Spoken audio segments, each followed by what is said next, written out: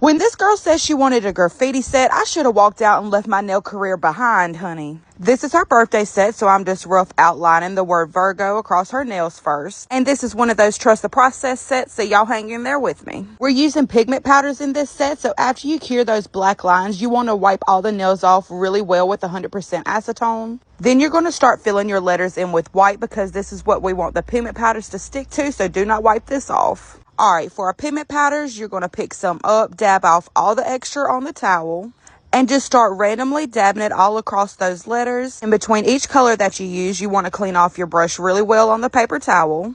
And I'm just using a really fluffy, almost eyeshadow kind of looking brush for this. I also like to start with my lighter color first, and then I work my way up towards my darkest color. And now we're just finishing this part up with the blue pigment powder. And lastly, I'm using my darkest color, this purple pigment powder.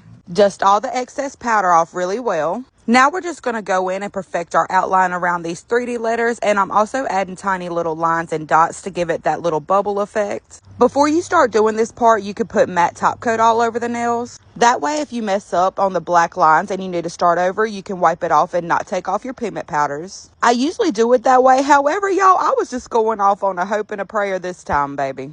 After we cure that, I'm just going back in and adding some little white highlights all across these little letters. Now to wrap this set up and make it look even more like graffiti, we're going to go in and make a brick wall across the background. I started off drawing more horizontal lines first, and I try to make sure I spaced them out evenly going down the nail. For the vertical lines, try to think in your head how wide you want each brick to be, and then kind of imagine where each brick would lay on the nail.